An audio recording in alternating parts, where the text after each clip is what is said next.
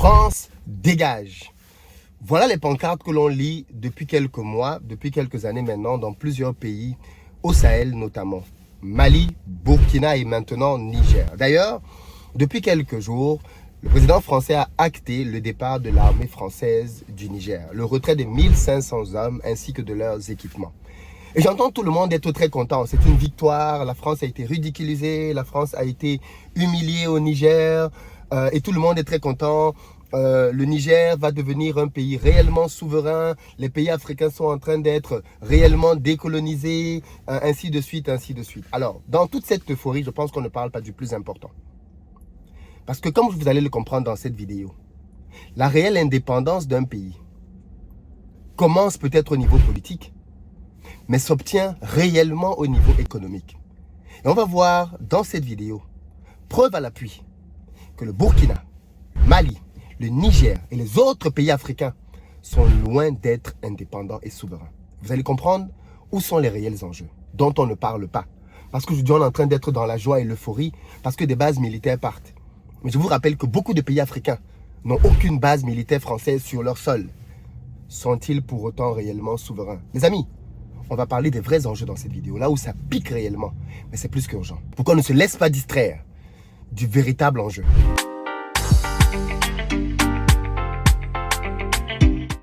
Salut à toi, bienvenue sur ma chaîne, moi c'est Philippe Simo. Ici je te parle de business, de mindset, de développement de l'Afrique. Donc si tu es nouveau ici, je t'invite à t'abonner pour ne rien manquer. Pour ceux d'entre vous qui êtes en Côte d'Ivoire, qui arrivez prochainement à Abidjan, nous avons une société de location de voitures et nous mettons à votre disposition pick-up, SUV berline avec ou sans chauffeur en fonction de votre budget. Vous nous contactez au numéro qui s'affiche.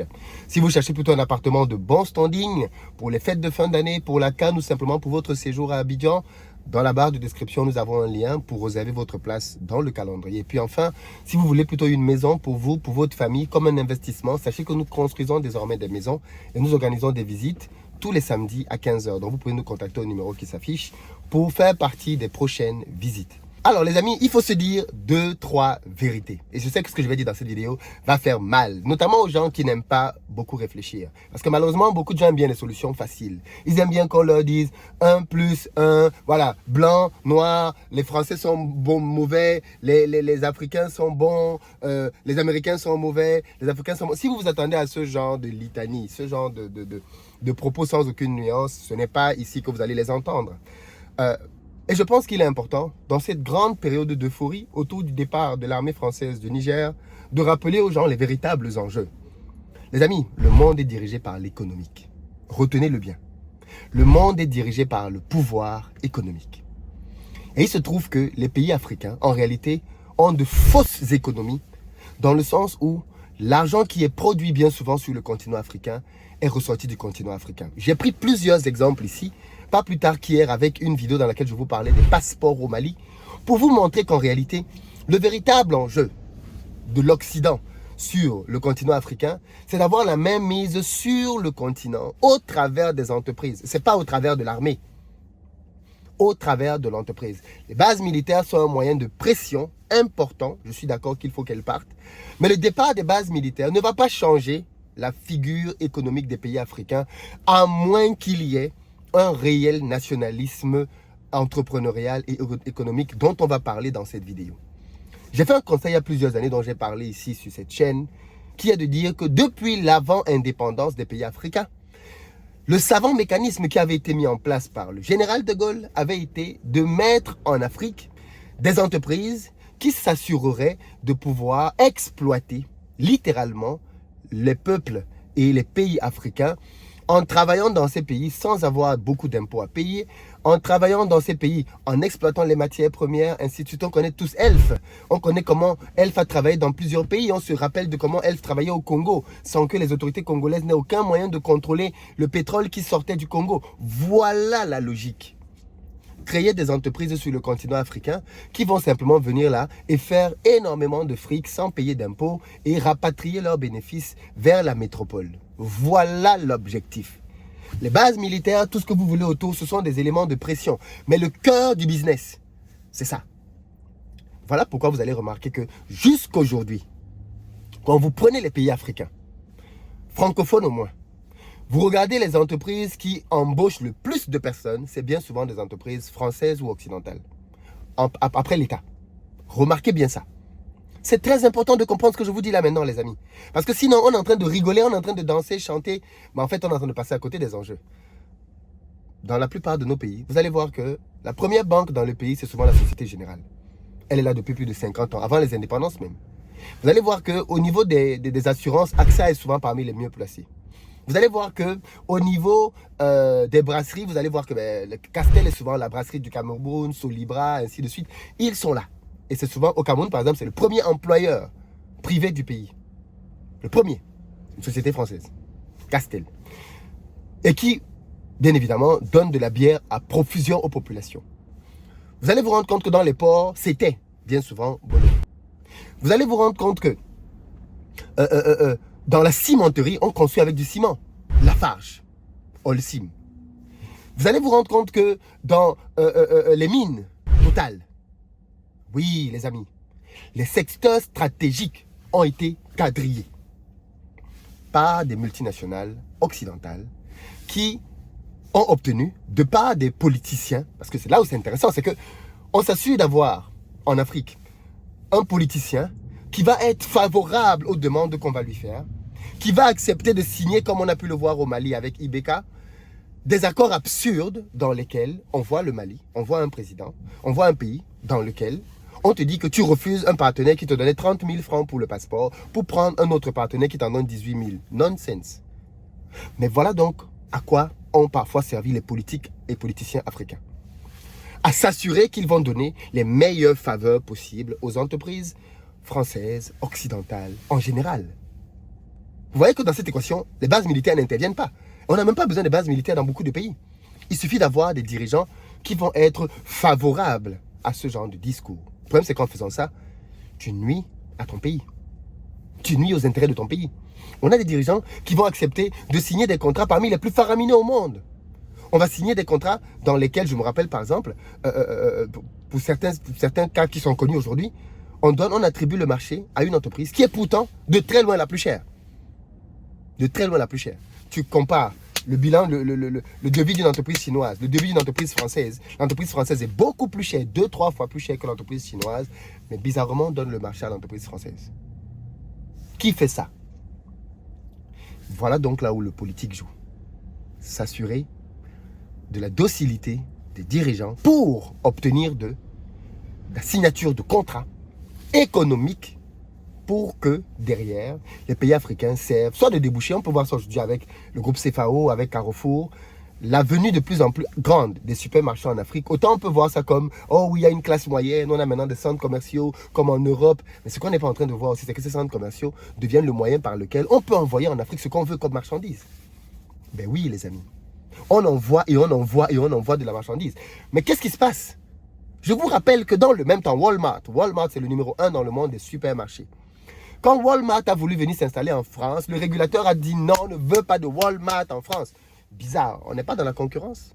Parce que quand il s'agit d'envoyer des centres commerciaux, des supermarchés en Afrique, on dit que c'est de la libre concurrence. Il faut qu'on puisse faire de la concurrence à Dove. Il faut qu'on puisse faire de la concurrence à Santa Lucia. Il faut qu'on puisse faire de la concurrence à Sokosé, à tous les centres commerciaux locaux.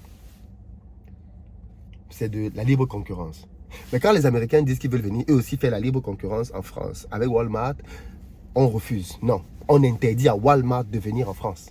Pourquoi? Pourquoi donc? Pourquoi on interdit à Walmart de venir en France?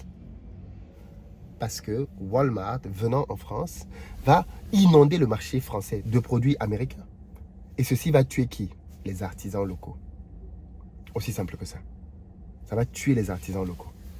Et voilà donc tout l'enjeu derrière cette histoire, par exemple, de centres commerciaux. Mais pareil, quand on veut vendre des voitures et qu'on emmène plutôt des concessionnaires qui vendent des voitures et qui n'assemblent rien et ne fabriquent rien sur place, c'est encore la même logique. Qu'est-ce qu'on veut? Juste vendre et vendre et vendre.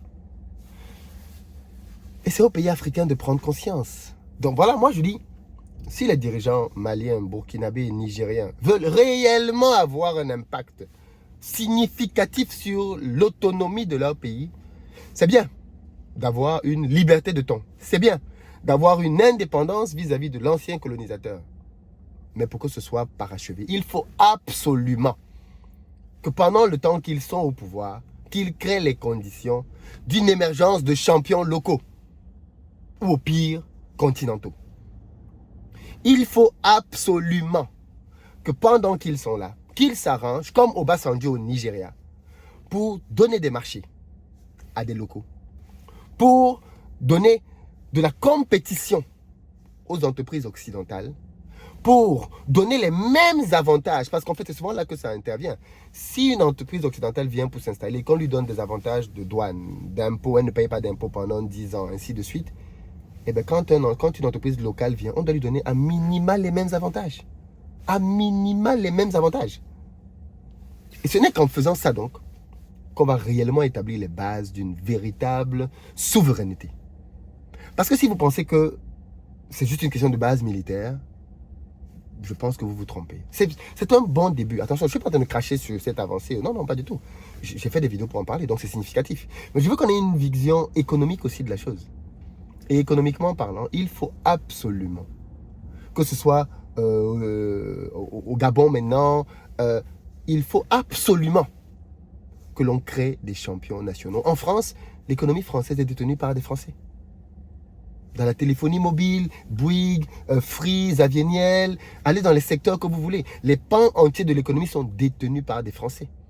Vous imaginez, vous, en Afrique, des secteurs, des pans entiers de l'économie sont donnés à des étrangers. Vous n'avez même pas un national, même pas un Africain dans le secteur. Qui fait ça? Donc, si vous voulez réellement que nos pays changent, parce qu'en fait, vous devez comprendre, tant que les gens qui emploient le plus dans nos pays sont des multinationales occidentales, les gens qui payent le plus d'impôts sont les multinationales occidentales, nous avons des économies artificielles. Regardez bien, parce qu'il faut lire plus loin et apprendre de ce qui se passe maintenant dans le monde. Regardez très bien ce qui s'est passé en Russie. Quand les pays européens ont voulu asphyxier l'économie russe, qu'est-ce qu'ils ont fait? Tour à tour, ils ont commencé à faire quoi? Souvenez-vous, enlever leurs entreprises. Ils se sont dit, en enlevant nos entreprises, on va asphyxier l'économie russe. En fermant nos supermarchés, en fermant nos usines, on va asphyxier l'économie russe. On va mettre au chômage des milliers, des centaines de milliers de Russes et Poutine va capituler. Et ce faisant, ils ont donc démontré que la présence des entreprises étrangères massives dans un pays peut devenir un moyen de chantage et de pression énormissime. Il se trouve qu'aujourd'hui dans nos pays, imaginez un seul instant donc le secteur dont je viens de parler, parce que regardez bien que jusqu'à présent, la diplomatie française est fâchée contre plusieurs pays en Afrique, mais à aucun moment on a dit qu'on va fermer les entreprises françaises. Pas du tout. Absolument pas du tout. Alors qu'en Russie, on les a fermées. On en a fermé en tout cas plusieurs. Pourquoi on ne propose pas de fermer les entreprises françaises en Afrique, enfin dans ces pays-là? La principale question qu'il faut se poser, c'est si demain, parce qu'on a vu, on commence déjà à refuser les visas, donc on commence à donner les coups sous la ceinture. Je ne vois pas en quoi est-ce que venir interdire aux élèves de venir étudier en France a un lien quelconque avec le retrait des bases militaires. Qu'est-ce que ça vient faire là-dedans? Donc ça, pour moi, c'est des coups sous la ceinture. Quand on commence à donner des coups sous la ceinture, il est possible que demain, on demande à Société Générale, on demande à d'autres sociétés françaises, Arriva, de se retirer de ces pays. C'est possible. Mais si on demande à ces pays de se retirer, qu'est-ce qui va se passer? Disons-nous la vérité. Quel va être le réflexe de nos dirigeants? D'aller chercher d'autres entreprises étrangères. On va aller chercher les Russes, on va aller chercher les Chinois pour qu'ils viennent récupérer ce que les Français faisaient. On va remplacer donc le Pierre par Paul. Or, en réalité, ce qu'il faudrait, c'est de créer les conditions pour qu'on ait des entreprises nigériennes, au moins en collaboration avec d'autres. À Dubaï, ils ont fait ça. Tu viens pour travailler à Dubaï, ok. Tu vas avoir comme actionnaire quelqu'un de Dubaï dans ton entreprise. Et il va avoir une part importante du capital, de telle sorte que tu ne peux pas décider n'importe quoi. Pourquoi les pays africains ne s'inspireraient pas de ce genre de modèle s'ils ne sont pas prêts? Mais je pense en tout cas que si ces dirigeants-là, militaires, qui sont au pouvoir, veulent réellement avoir un impact, il faut qu'ils donnent le business aux nationaux. Je ne parle pas ici de chasser les entreprises françaises et autres. C'est un non-sens de faire ça. Je parle de leur donner de la réelle compétition. Parce que bien souvent, ces entreprises-là, quand on commence à leur donner de la compétition, ils commencent à faire du lobbying politique pour empêcher que les dirigeants politiques ne permettent à des concurrents de venir leur damer le pion. Donc la présence de nouveaux dirigeants politiques devrait permettre, en réalité, à ce que l'on ait dans ces pays une réelle compétition apportée par des locaux à qui on donne les mêmes avantages. Pas de douane, pas de TVA pendant 5-10 ans. L'objectif ici n'est pas de gagner des impôts. L'objectif, c'est de créer des champions nationaux, comme Dangote, par la suite, qui vont te créer des milliers et des milliers et des milliers d'emplois. Dangote, je terminerai là-dessus, avait dit que la différence entre le Nigeria et les pays francophones, c'est que le Nigeria est détenu par des Nigérians, alors que les pays francophones sont détenus par les entreprises de l'ancienne puissance colonisatrice. Et ça, tant qu'on ne s'attaque pas à ça, tant qu'on ne fait pas du business, d'où investir au pays, les amis. C'est notre vision depuis le début.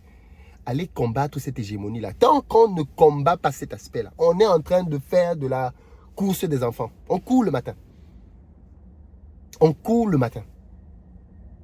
Parce que l'absence de base militaire ne garantit en rien du tout, la souveraineté des pays. On peut venir faire du bruit aux Nations Unies, bomber le torse, accuser la France à gauche, à droite. Ok. Mais à la fin de la journée, qui est le premier employeur du pays?